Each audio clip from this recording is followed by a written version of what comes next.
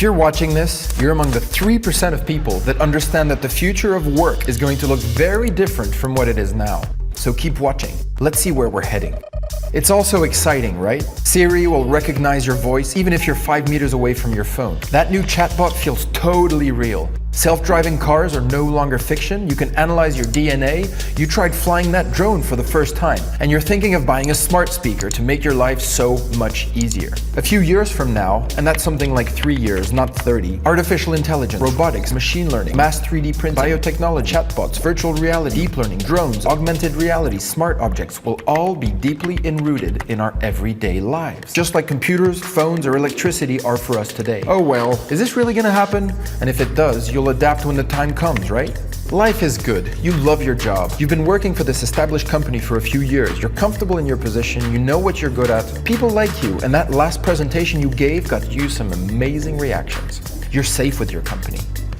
In the meantime, you see an article or two speculating on the future of jobs. McKinsey published a report stating that 45% of all current tasks could be automated with present technology. The World Economic Forum estimates that 33% of jobs in 2020 don't even exist yet. But what do they know, right? You've got time. Oh look, the supermarket just introduced self-cashier machine. You're at the airport checking in luggage. What the heck happened to all the real people at the check-in desk? Gone. Replaced by machines. But it's only the low-skilled jobs, right? Nope, think again. In 2012, there were 150,000 humans working on Wall Street. 3 years later, automation has cut that number down to 100,000. That's 1/3 gone. But it's only the mathematical and scientific jobs, right? Nope, think again. This Japanese insurance company, Fukoku Mutual Life Insurance, is already replacing all its human insurance claim workers with an AI system that will handle customers more efficiently. See these articles? They're written by algorithms, and we can't tell the difference with human written content. And thinking of converting yourself to being an online poker player? Too late. There's an AI that can already beat humans at it.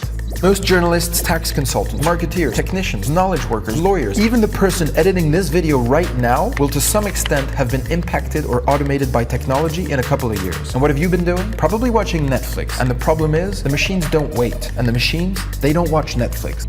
So what are the forces at play here? Basically, there's 10 million developers out there using increasingly simple and cheap technology to build new products and services. Some as young as 12 are already coding the future. Even that safe company you work for is increasingly under outside threat. And it's not just the Google, Amazon, Facebooks, and Apples of the world that I'm talking about. There are now tens of thousands of startups out there eating away at all sorts of jobs. Now, are they creating many jobs in the process? Let's look at some stats. Travel a bunch of years back to when Kodak ruled the world of photography. They were worth $38 billion and employed 140,000 people. That's approximately $270,000 per employee. Our people work with pride to make Kodak a creative and innovative company. Fast forward to recent times, YouTube sold for $1.65 billion with a mere 65 employees. That's $25 million per employee. Instagram, which had 13 employees and was sold for $1 billion. That's $77 million per employee. WhatsApp sold for $19 billion with 55 employees. That's a staggering $345 million per employee. So how is this all possible?